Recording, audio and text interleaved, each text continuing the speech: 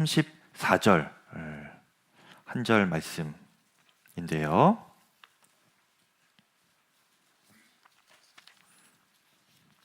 누가복음 23장 34절 말씀 저와 함께 읽겠습니다.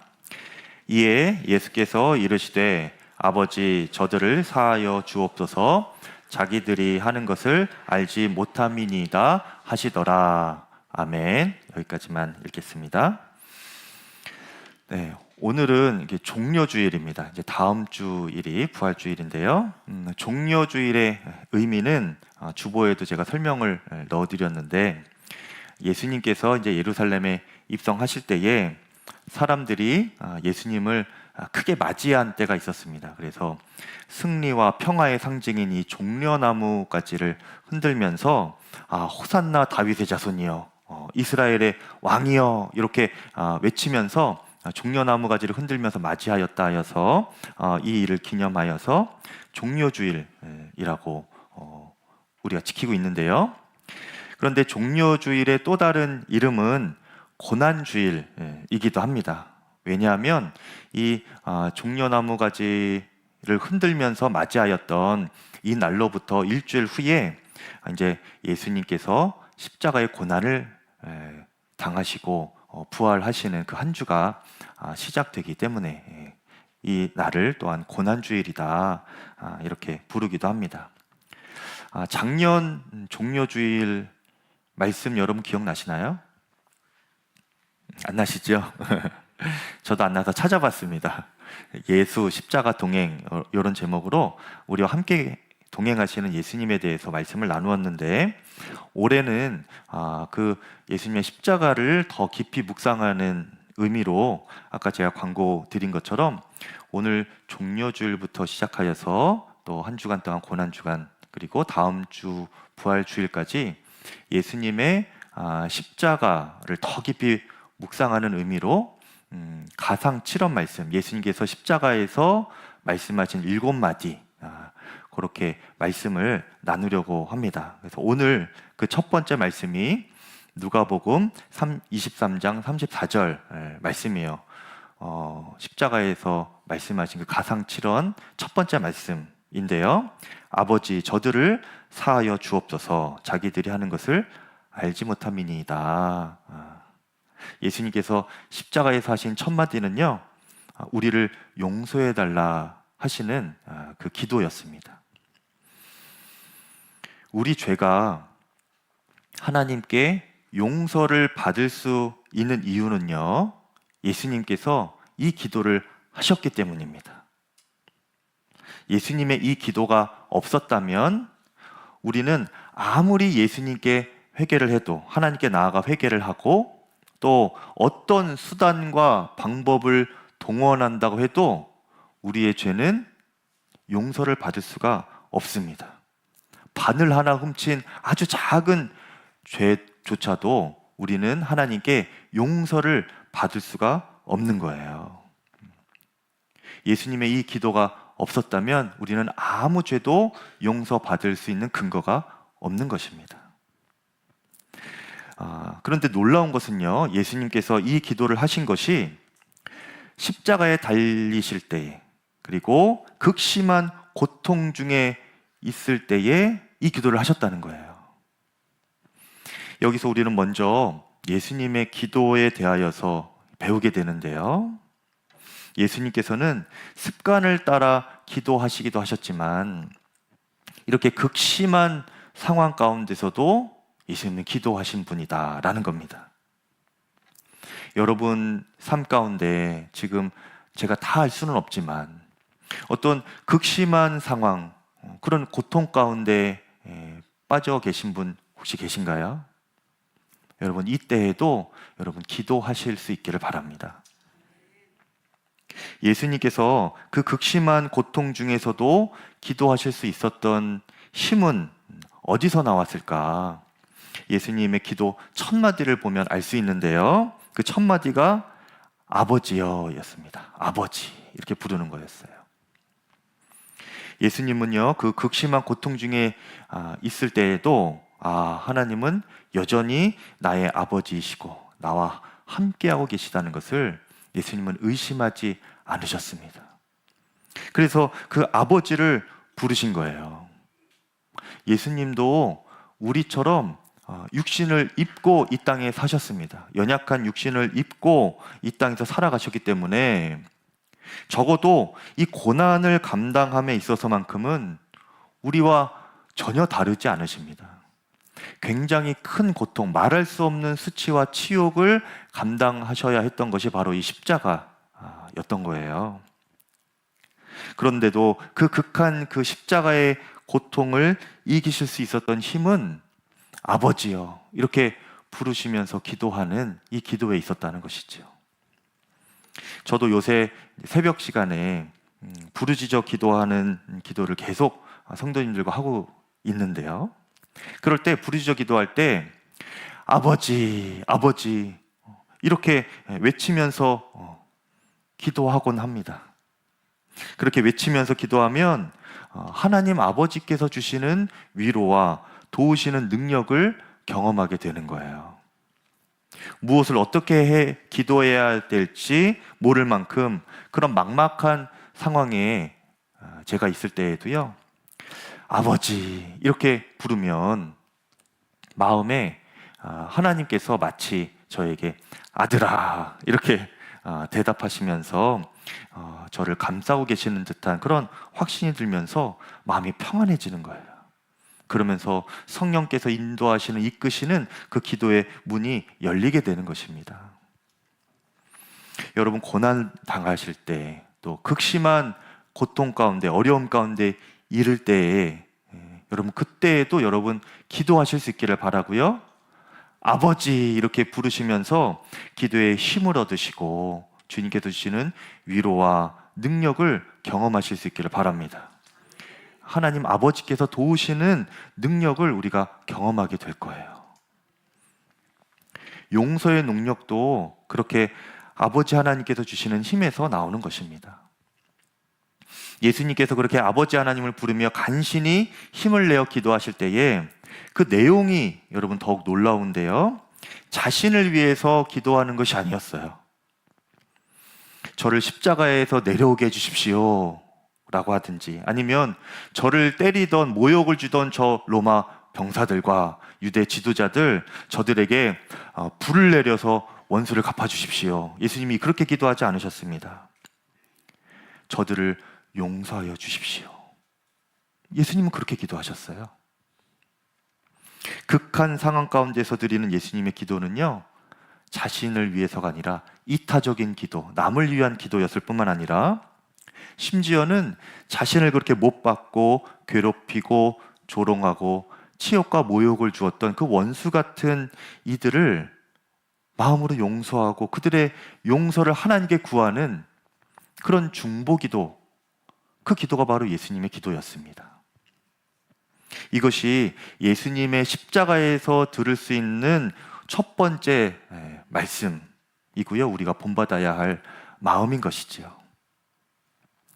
민수기 말씀에서 보면 모세가 이스라엘 백성들을 광야 가운데 이끌어 갈 때에 그 누이죠. 미리암이 모세를 심하게 비방을 합니다. 사람들 앞에서 심하게 모욕을 줘요. 모세가 구스 여인을 아내로 맞이하여 드렸다. 이렇게 사람들한테 막 공개적으로 말하면서 리더로서의 자격이 없다. 이런 식으로 비방을 하고 모욕을 하죠. 그 권위에 도전을 하는 것입니다. 이것이 그 상황 가운데 얼마나 큰 죄였는지 하나님께서요, 그 미리암의 그 모습을, 그 행동을 보시고 미리암을 크게 벌하셨습니다. 그래서 나병에 걸리게 만드셨지요.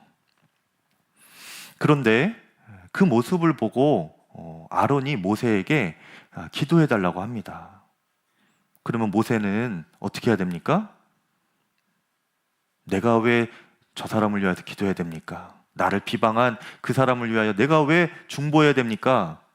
이렇게 할 법한데 모세가 그렇게 하지 않고 그 미리암을 위하여 하나님께 기도합니다. 간절히 기도했다고 했는데 정말 전심으로 하나님 앞에 그 미리암의 나병이 낫게 해주시기를, 그 미리암의 죄를 하나님께서 용서해 주시기를 간절히 중보하였던 모세의 모습이 말씀에 나오지요. 하나님의 사랑받고 귀하게 쓰임받는 사람들은 이렇게 사랑의 중보자들이었습니다. 여러분, 우리 모두도요, 사랑하는 이들을 위하여서만 기도하는 그런 기도의 영역을 넘어서 원수 같은 사람들을 위해서도 그렇게 하나님께 간절히 기도하는 그런 사랑의 중보자가 될 수 있기를 축복합니다. 예수님께서 그 사람들을 용서해달라고 하신 기도의 핵심은 무엇이었는가? 저들이 알지 못해서 지금 죄를 짓고 있다는 거예요. 그러니 용서해달라 하는 것이었습니다. 무엇을 모른다는 것일까요? 두 가지인데, 첫 번째는 먼저 사람은요, 죄의 결과가 무엇인지 모릅니다. 잘 알지 못해요. 그래서 죄를 짓는 것입니다. 지구촌교회 원로 목사님 이동원 목사님께서 한 번은 연예인을 전도 한 명을 하려고 그 연예인에게 예수님 믿고 이제는 교회 나오라 그렇게 말을 했더니 그 연예인이요, 목사님 말을 듣고 목사님, 제가 예수님 믿으면 그러면 더 이상 죄를 지으면 안 되는 것이지요? 이렇게 물어보더래요. 그래서 이 목사님께서 그렇지, 죄를 짓지 말아야지. 그런데 또 죄를 지어도 예수님께 간절히 나아가 회개하면 용서함 받고 그렇게 구원받을 수 있다. 그렇게 알려주었습니다. 그랬더니 그 연예인이 그러면 저는 예수님을 못 믿겠습니다. 안 믿겠습니다. 이렇게 대답하더래요. 마음 놓고 죄를 지을 수 없는 것이 싫다는 거죠. 미국의 위대한 부흥사 중에 조나단 에드워즈가 있는데요. 목사님이 그렇게 말씀하셨습니다. 사람들에게 만약 지옥을 단 1분만이라도 보여준다면 세상에 죄 지을 사람은 하나도 없을 것이다. 여러분, 정말 그렇지요?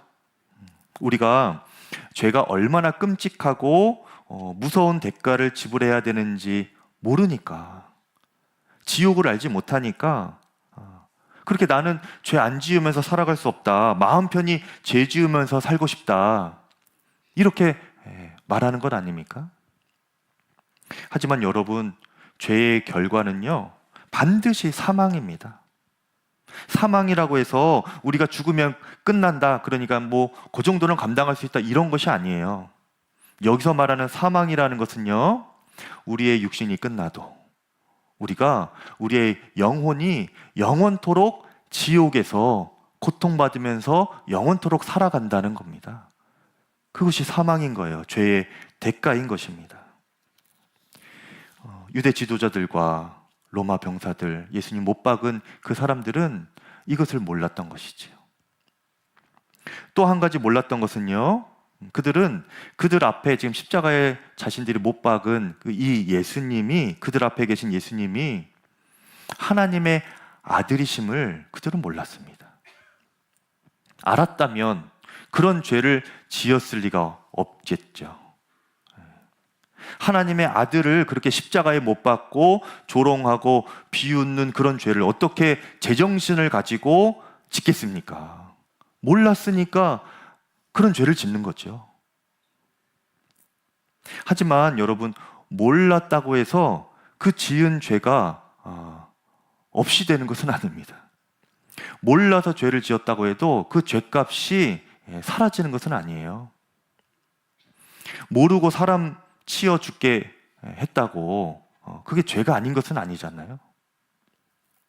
모르고 지었다고 해도 죄는 죄이고 또 반드시 죄값을 받게 되는 것입니다.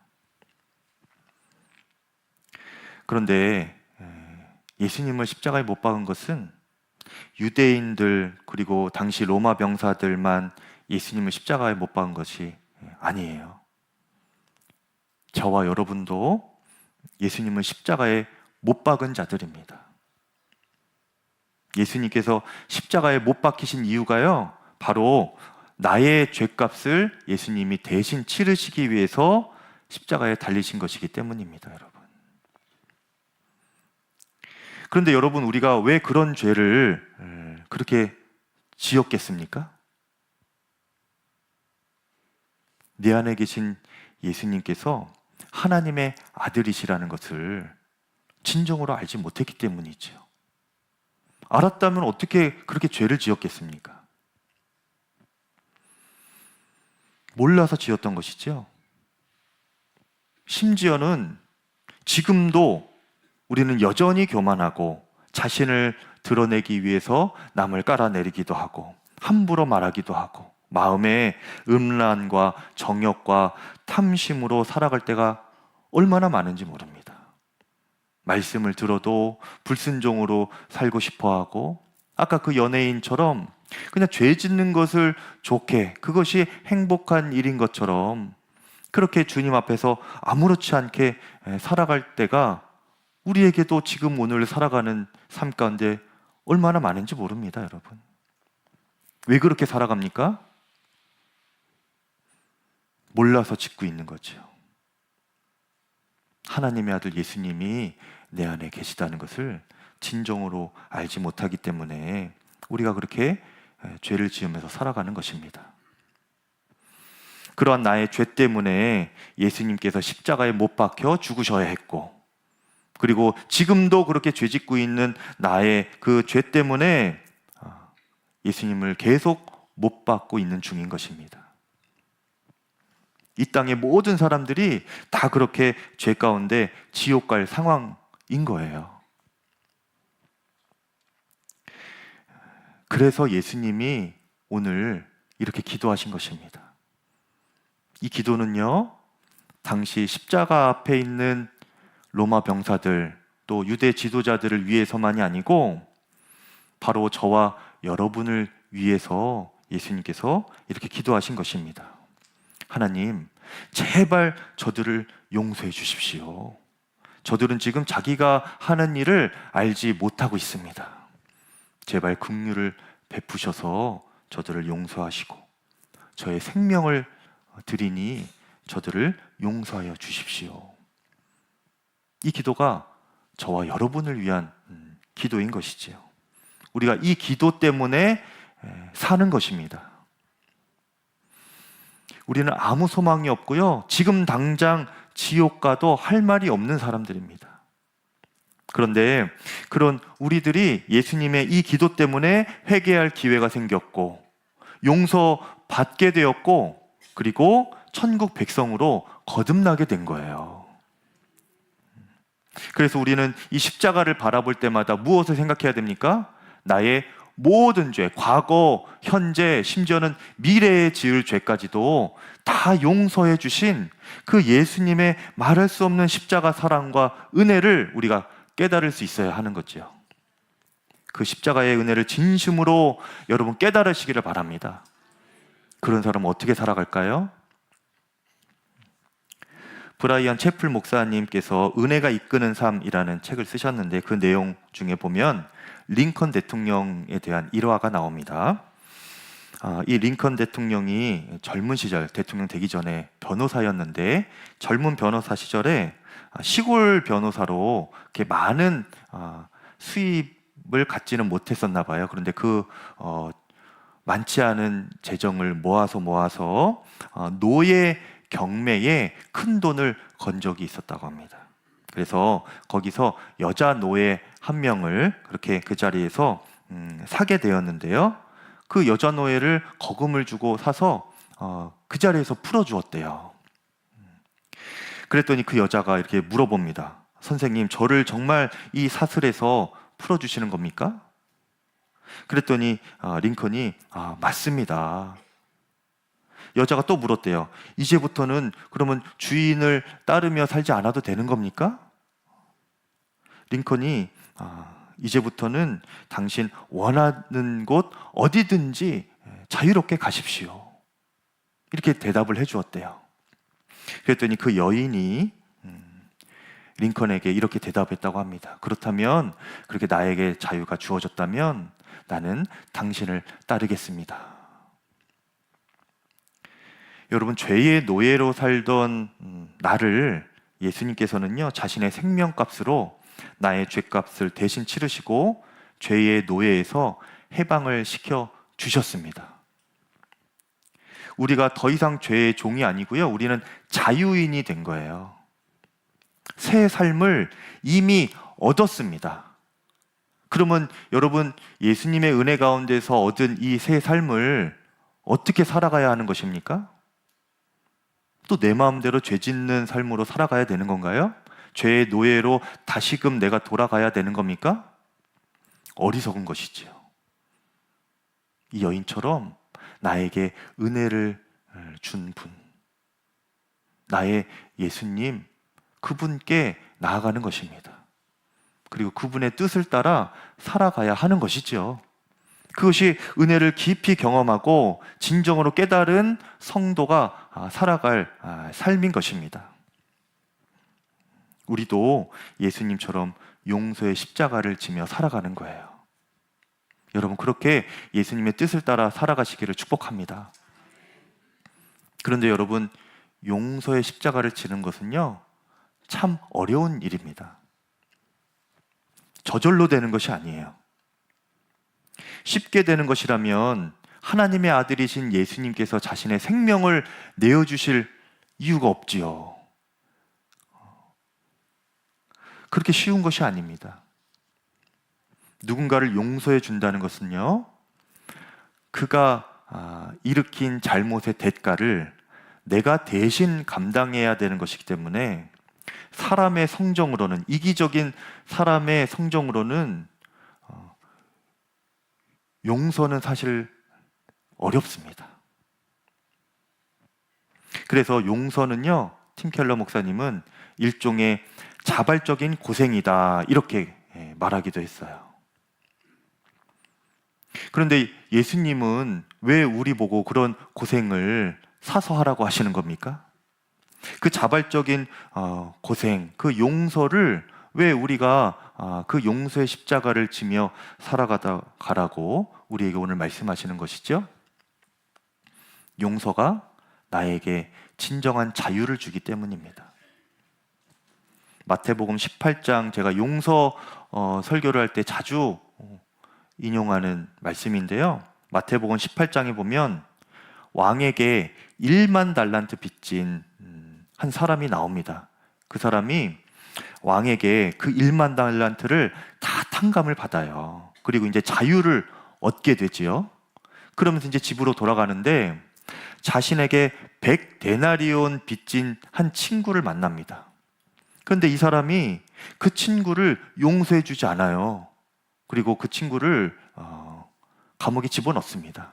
갚지 않는다고. 용서의 자발적인 고생을 감당하지 않은 것이지요. 이 소식이 왕에게 들렸어요. 그래서 왕이 다시 그 사람을 부른 다음에 혼내고 감옥에 다시 집어넣지요. 자유를 뺏긴 겁니다, 여러분. 예수님께서 이 예화를 제자들에게 말씀해 주시면서 마지막에 이렇게 말씀하셨습니다. 마태복음 18장 35절에 너희가 각각 마음으로부터 형제를 용서하지 아니하면 나의 하늘 아버지께서도 너희에게 이와 같이 하시리라. 여러분, 왜 그럴까요? 하나님은 우리를 만드실 때에, 창조하실 때에요, 우리가 남을 용서함으로 자유와 행복을 누릴 수 있는 그런 존재로 만드셨기 때문입니다. 그래서 만일 우리에게 용서가 없으면요, 그 인생은 평생 영적인 감옥살이를 하는 것처럼 그렇게 불행하게 살게 되는 거예요. 여러분 중에 평생 용서하지 못하는 어떤 대상이 있습니까?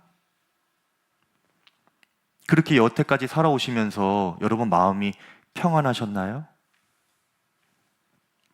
영적인 감옥살이, 마음의 그런 감옥에서 갇혀 사는 심정이었을 것입니다. 평생 그 사람에게 모든 탓을 넘기고 원망하고 그렇게 원수처럼 미워하면서 살아온 관계, 그 관계가 영적인 감옥살이 있죠. 사탄은요, 그래서 우리의 마음에 용서하지 못하게 만듭니다. 하나님께서 우리를 용서해 주셨는데 그 용서가 흘러가지 못하도록 사단은 가로막아요. 정죄하는 마음, 원수 맺는 죄를 대신 짓게 하면서 우리 마음의 감옥에서 평생 그렇게 불행하게 살도록 만드는 존재가 바로 사탄입니다. 여러분, 그 사탄에게 속지 마시기를 바랍니다. 우리는 이미 그 마음의 감옥에서 해방된 존재, 자유케 된 하나님의 구원받은 사람들입니다. 여러분, 주님의 용서하심 가운데서 자유하시길 바라요. 반대로 우리가 용서하면요, 진정한 자유와 평안이 임하게 됩니다. 용서하면 할수록 내가 받은 용서, 십자가의 은혜, 하나님의 그 크신 사랑이 깨달아지게 되는 거예요. 주변의 원수가 사라지고 불편한 관계가 없고 원수 같은 사람과 더욱 친해진다면, 오히려 관계가 좋아진다면 여러분, 그보다 더한 평안이 없지요. 여러분, 원수 같은 사람 한 명만 있어도 밤에 잠이 안 오잖아요. 깊이 공감을 하시네요. 근데 그 관계 하나가 사라지면 여러분, 마음이 얼마나 편안합니까? 가상칠언 첫 번째 말씀을 우리가 오늘 함께 보았는데, 이 말씀을 통하여서 주님께서 주시는 너무도 분명한 교훈이 있어요. 나는 하나님께 용서받은 은혜를 진정 깨달았는가? 그래서 나는 다른 사람을 그렇게 용서하고 있는가? 그래서 나는 자유한가? 아니면 감옥에 갇혀 살고 있는가? 여러분, 용서하실 수 있기를 바랍니다. 만약에 용서가 안 된다면 예수님처럼 이렇게 기도하시는 거예요. 아버지, 저들을 용서하옵소서. 자기가 하는 것을 알지 못함이니이다. 긍휼한 마음을 가지고 하나님의 긍휼을 구하면서 저 사람이 주님을 알게 해 주십시오. 저도 저 사람도 영혼의 감옥에서 벗어나게 해 주십시오. 그것이 나도 살고 남도 살리는 일인 것입니다. 용서할 대상은요, 의외로 가까이 있습니다. 생판 모르는 사람이 원수가 될 일은 많지 않아요, 여러분. 내 가까운 가족일 수도 있고. 여러분, 원수 같은 아내, 원수 같은 남편, 이런 말은 하지 않으시길 바라요. 딱 떠올리시는 게 지금 그런 사람들인 것 같은데 그러지 않으시기를 바랍니다, 여러분. 멀지 않아요. 그만큼 가까이에 있습니다. 아는 사람이 원수가 되는 거예요. 그들과 여러분 온전히 회복되는 관계가 되기를 바랍니다. 그리고 무엇보다도 가장 가까운 관계, 나 자신을 용서하실 수 있기를 바랍니다. 자신에게 굉장히 엄격한 사람이 있어요. 무슨 일이 안 되면 내 탓인 것만 같고 그렇게 자책이 되고, 그래서 스스로를 계속 몰아가면서 완벽하려고 합니다. 그런데 완벽한 존재도 아닌데 완벽하려고 하니까 얼마나 더 힘듭니까, 여러분? 무엇보다 그러면 그럴수록 다른 사람에 대한 여유가 없어요. 용서하지 못하게 됩니다. 당신 때문에 그렇게 된 거 아니냐, 탓을 하게 되고 원망을 하게 되는 겁니다. 여러분, 우리 자신이요, 그 누구보다도 나 자신이 하나님께 용서받은 자임을 꼭 기억하실 수 있길 바랍니다. 여러분 자체는 예수님께서 자신의 생명값을 대신 지불하셔서 지금 이렇게 살게 하시는 너무나 존귀하고 복된 인생인 거예요.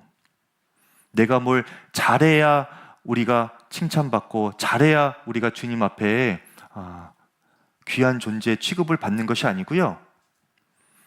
예수님은 이미 우리를 너무도 존귀히 여기셔서 그 예수님 자신의 생명을 내어주심으로 우리를 살게 하신 거예요. 그러니까 뭐가 부족합니까, 여러분? 뭐를 더 잘해야 됩니까? 그러니까 예수님께는 우리 존재 자체가 너무나 귀한 존재인 거예요.